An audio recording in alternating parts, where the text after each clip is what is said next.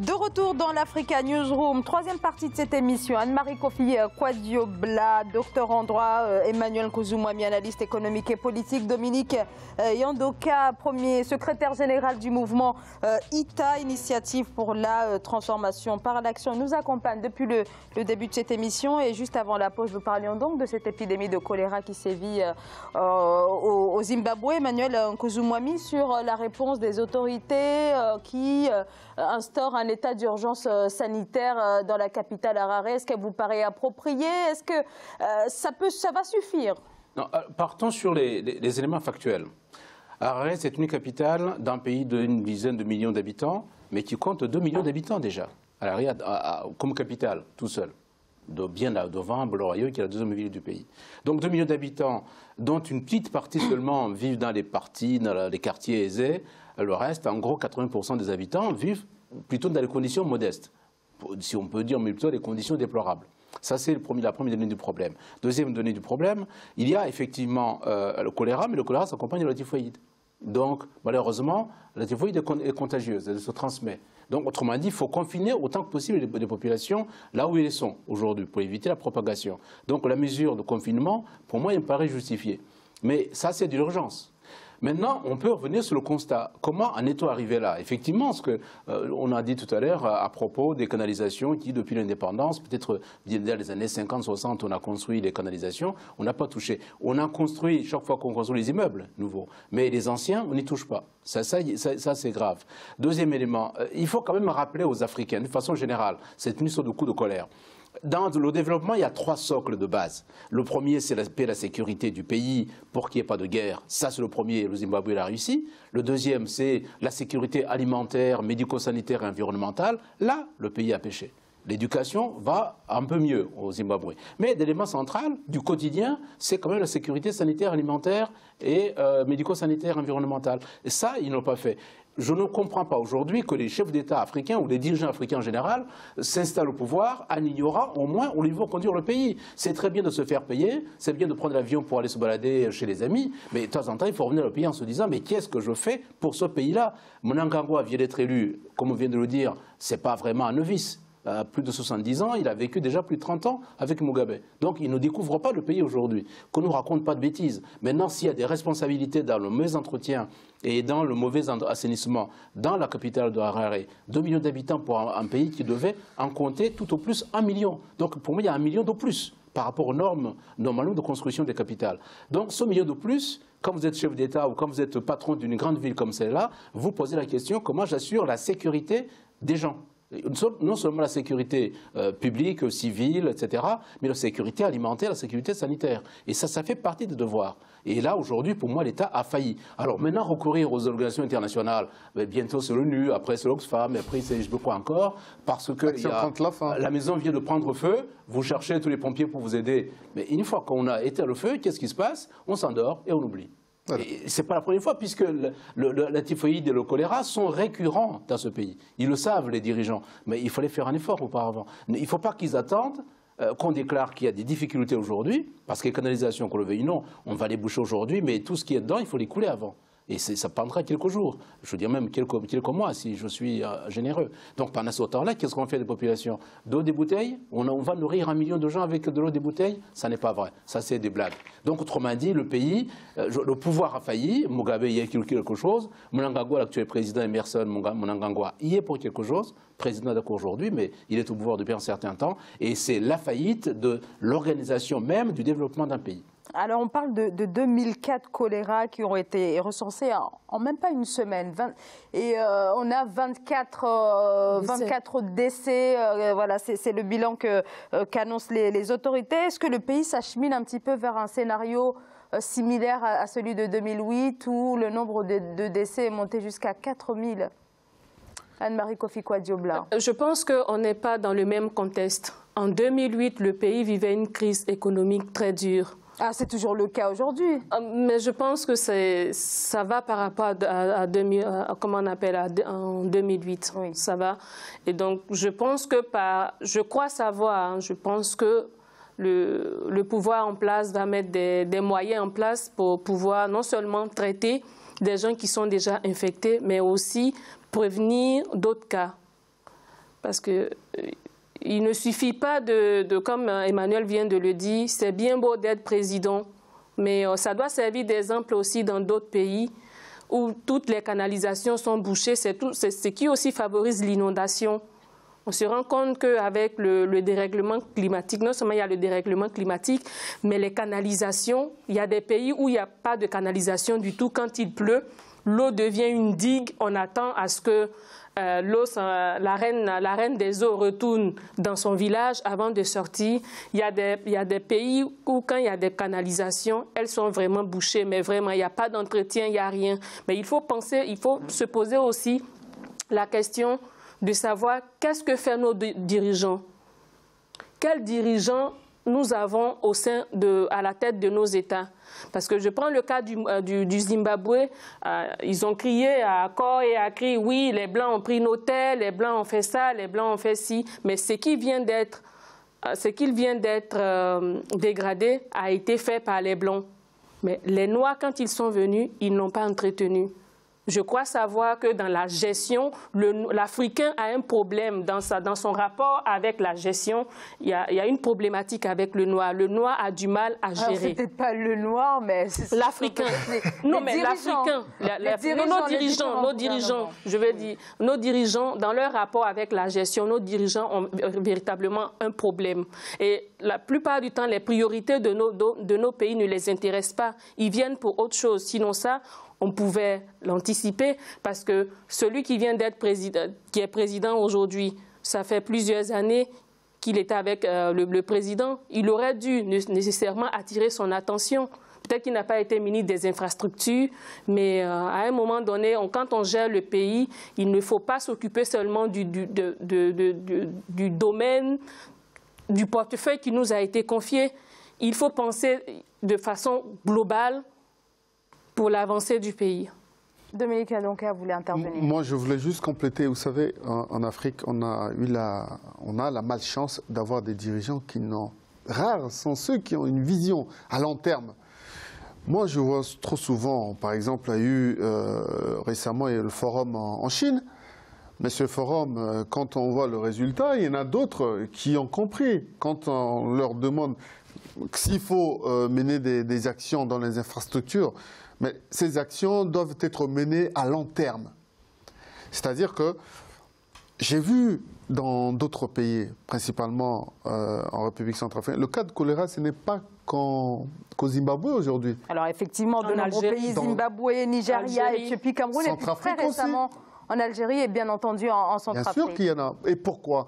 Quand vous allez, c'est le seul pays que je connais d'où je suis né, mais quand les gens vont négocier les financements, ils négocient pour entretenir ce qui existait déjà. Or que la ville, par exemple, la ville de Bangui avait été construite pour abriter au moins 150 000 habitants. Aujourd'hui, vous en avez 4 fois, 5 fois plus. Je parle principalement de la centre-ville. L'urbanisation a explosé. Donc, et il n'y a pas d'entretien. Quand l'eau de pluie, quand la pluie tombe, mais bien entendu, ça entraîne le sable, ça entraîne la terre. Et ce qui fait que quand il pleut, naturellement, ça crée de l'inondation un peu partout. Qu'est-ce qu'il faut? Quand vous allez négocier pour mener, c'est-à-dire faire des travaux à haute intensité pouvant peut-être durer 20-30 ans, et aussi monter des structures d'entretien de ces travaux. Ce qui tue l'Africain, c'est l'entretien. Ce n'est pas forcément... On peut avoir une petite canalisation, mais si la mairie à un organisme ou qui sous-traite avec une entreprise pour entretenir ces canalisations, on pourrait éviter... Je pense qu'en Afrique, dans beaucoup de pays, quand vous les visitez, il y a des choses qui vous sautent aux yeux. On a laissé les problèmes s'accumuler avec le temps. On parle aussi aujourd'hui des surpopulations dans les capitales. Aujourd'hui, dans tous les pays africains, même si vous prenez le Nigeria qui est le plus peuplé du continent, nous avons une surpopulation dans les capitales, généralement dans les 2 premières villes. Vous avez, si vous prenez les 3 premières villes en général, vous avez plus de la moitié de la population dans ces 3 villes-là, pour le pays, quel que soit le pays. Donc c'est déjà anormal en soi. Donc il y a une surpopulation dans les villes, et depuis un certain temps, si on prend le Zimbabwe encore une fois, depuis 2008 en 2017 aujourd'hui, il y a eu des constructions. effectivement. On a assaini les nouvelles constitutions qu'on a faites. Mais on a oublié qu'il fallait aussi partir de la base. Autrement dit, vous allez vous raccorder sur les canalisations qui sont vieilles et qui vont céder. Vous raccordez certes, mais lorsque, à l'amont, ces canalisations cèdent, elles cèdent aussi pour la suite. C'est ça. C'est toute la difficulté que nous avons. Donc, ça veut dire qu'on n'a pas un plan global d'urbanisme pour dire il y a trop de monde, il faut déjà déconcentrer le capital.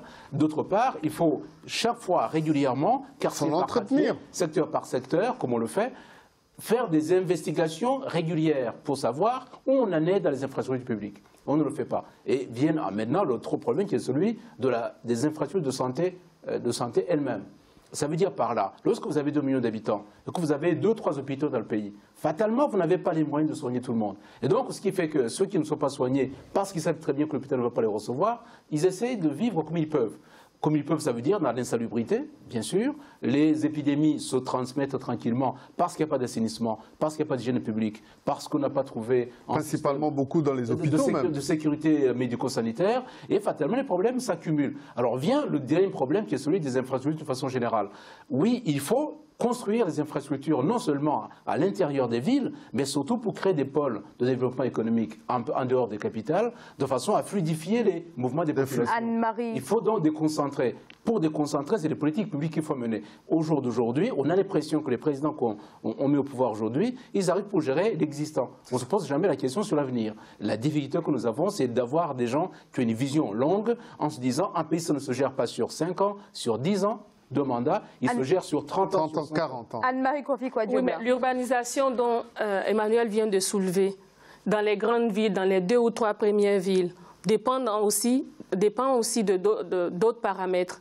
Il n'y a pas d'emploi dans les autres villes, il n'y a pas d'opportunité du fait que les gens quittent, c'est l'exode rural, les gens quittent les villages, les endroits reculés en espérant avoir, ils viennent en Eldorado, en espérant avoir quelque chose à la capitale. Si on leur offre quelque chose dans les autres villes, il n'y a pas de souci, les gens y resteront. Mais s'il n'y a rien ne leur est proposé, nécessairement les gens vont venir. Donc ça veut dire que voilà, il faut lutter contre le chômage, il faut créer des emplois, il faut, comme tu viens de le dire, la décentralisation, la déconcentration. Mais si tout est regroupé à la capitale, les gens y viendront, il y aura toujours malheureusement des situations pareilles où les gens vont mourir. Mais il faut avoir une vision pour en arriver là. Malheureusement, on est d'accord qu'il n'y a pas de vision. Nous avons affaire à des gens qui sont au pouvoir pour des causes qui sont leurs propres, mais pas pour développer leur propre pays. Alors, je seul sais combien d'argent qui ont été investis pour le développement. Beaucoup de programmes ont été élaborés pour le développement. Les gens ont touché de l'argent.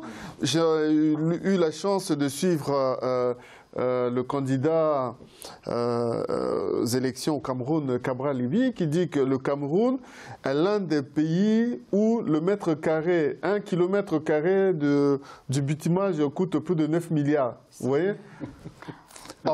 Alors, on a beaucoup parlé des systèmes de distribution et d'assainissement, mais on n'a pas évoqué aussi la question de la sensibilisation. Est-ce que là aussi, les autorités du Zimbabwe n'ont pas failli? Parce qu'on sait que cette maladie, normalement, est sévère dans 5 à 10% des cas. Et là, on voit que finalement, les chiffres ont explosé en ce qui concerne le Zimbabwe. Est-ce que sur la sensibilisation, les autorités en ont fait suffisamment? À mon sens, non. Parce que là, nous entrons dans le cœur même du problème. Si on veut installer un vrai problème de développement, on s'occupe au moins des 3 éléments de base. J'ai dit la paix et la sécurité, ça fait partie du socle. Si vous n'avez pas d'appel à la sécurité, c'est même pas la peine d'essayer la suite. Ensuite, il y a l'éducation en tant que telle. Ce que vous venez de dire, c'est dans l'éducation qu'on doit en fait instiller cette information-là, de façon à ce que les gens apprennent, au moins qu'ils apprennent à lire, écrire, compter, que s'habiller c'est propre, c'est important, boire de l'eau propre, c'est important, alerter lorsqu'il y a... Faire attention aux aliments ingérés. Quand il y a des choses qui ne sont pas nettes dans la famille, c'est important. Lorsque les fièvres commencent à devenir de plus en plus généralisées, donc les gens de plus en plus commencent à tousser peut-être, et puis les gens sont allongés par terre comme ça brutalement, ils tombent comme ça brutalement. Donc se poser la question de ce qui se passe. Autrement dit, c'est dans l'éducation de base qu'il faut le faire.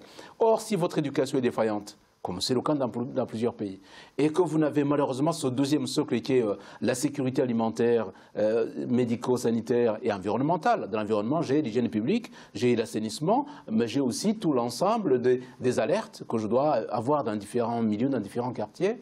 Si l'eau est propre, l'eau change de couleur, posez-vous la question. Les canalisations sont bouchées, posez-vous la question. Il y a des pluies, par exemple, quand les pluies torrentielles arrivent, vous avez de temps en temps l'eau qui monte jusqu'à 1 mètre, 2 mètres. On a part de l'Algérie, l'Algérie c'est pareil. Il n'y a pas de canalisation en Algérie. Donc quand il pleut, l'eau remonte. Fatalement, vous avez quasiment des lacs jusqu'à 2-3 mètres de hauteur d'eau. Vous attendez simplement que le ciel vienne un jour nettoyer l'eau. C'est pas sérieux. Donc si vous n'avez pas cette politique d'assainissement public et que vous n'avez pas une vision globale de la façon de gérer ces collectivités et surtout les populations qui sont de plus en plus nombreuses dans les villes, fatalement vous n'allez pas loin. Alors je suis d'accord avec Anne-Marie, il faut bien qu'on puisse créer des emplois en dehors des capitales. Cela demande un autre effort d'infrastructure, parce que si vous mettez 20 heures pour faire 200 km, fatalement, vous n'avez pas envie de le faire 2 fois dans la semaine. Donc vous mettez à côté de la capitale, vous faites les 80% qui sont tous dans les bidonvilles des capitales, il n'y a pas d'eau, il n'y a pas d'électricité, il n'y a pas d'assainissement, vous buvez ce que vous pouvez, et les gens vont puiser l'eau dans les égouts. Naturellement, par ce moyen-là, vous ne pensez pas que vous êtes en train de diriger un pays, c'est un mouroir que vous êtes en train de diriger. Et on en est là dans beaucoup de pays. Anne-Marie ou Dominique? Je parlerai, il n'y a pas que les égouts en Afrique qui créent des problèmes. Vous voyez, les tuyaux de canalisation, là où passe l'eau même, quand le matin, vous allez en Afrique, dans n'importe quel pays aujourd'hui, dans 80% des pays en Afrique, vous ouvrez l'eau le matin, regardez la couleur, jaunâtre. Mais il y en a d'autres qui boivent ça. Ça aussi, c'est des facteurs. Les fièvres typhoïdes, on les attrape où? C'est dans ces trucs-là. Aujourd'hui, bon, mais quand on sillonne un peu les villes africaines, on voit la Croix-Rouge qui essaie de changer les tuyaux de canalisation en emmenant, au lieu que cela se... comme ça se faisait à l'époque avec comment on appelle la matière non, mais le tuyau qui se faisait avec du... Je ne vois pas. Moi, je vais rebondir pour dire que... Non, qui se faisait plutôt, au lieu que ça se fasse avec de la ferraille, maintenant ils utilisent les nouveaux procédés, c'est-à-dire en plastique. Oui. Là, au moins, on sent que on peut toutefois, ça peut durer, je ne sais pas si la durée de vie est de 20 ou 30 ans, ça peut toutefois donner une qualité d'eau meilleure que ce qu'on a l'habitude de consommer aujourd'hui. Vous voyez? C'est ça le plus... C'est ce qu'il faut faire. Oui, parce que dans la plupart des cas, puisque vous parlez des métals, on a hérité des tuyaux en plomb. C'est ça, en plomb. Excusez-moi. Le plomb est un élément bien sûr radioactif, mais à long terme, et il se dégrade avec le temps. C'est ça. C'est ce qu'on fait d'ailleurs aujourd'hui en France, par exemple. Aujourd'hui, les tuyauteries qui sont en plomb, soit on les enlève, soit on les surveille pour voir s'il n'y a pas de dégradation. Exactement. Et comme dans beaucoup de pays africains, on ne se sont jamais posé la question de savoir ce qu'on utilise comme matière, déjà pour les conduites. Et donc, combien de temps ça allait durer? Naturellement, quand ça casse, on ne sait même pas où ça casse. Le temps d'aller chercher, fouiller dans la terre, parce que les tuyaux, ils sont de la conduite souterraine. Donc arriver déjà à trouver là où la rupture a eu lieu, parce qu'entre-temps, il y a eu la rouille aussi. C'est ça. Passage. Anne-Marie. Donc nous avons un problème majeur qui est celui du suivi même des infrastructures. Beaucoup de pays n'ont pas ce qu'on appelle la constitution, savoir d'où vient le tuyau, par où il passe, où il atterrit. Et combien de temps le tuyau allait durer? Je pense que aussi, de façon préventive, très brièvement, il faut éduquer par anticipation, il faut éduquer les femmes, les vendeuses, parce qu'en Côte d'Ivoire, la plupart du temps, les canalisations sont bouchées par les femmes qui vendent au bord des routes. Elles digettent les sachets, les feuilles, un peu de tout.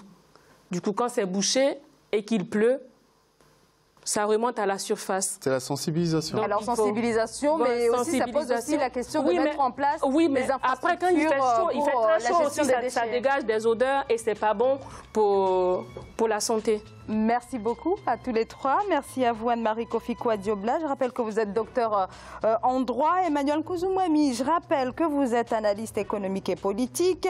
Dominique Yadonka, merci beaucoup. Vous êtes premier secrétaire général du mouvement en Centrafrique ITA, initiative pour une transformation par l'action. Merci à vous d'avoir accepté notre invitation et merci à vous, bien sûr, de nous avoir suivis. Je vous retrouve lundi. Bonsoir. Bonsoir.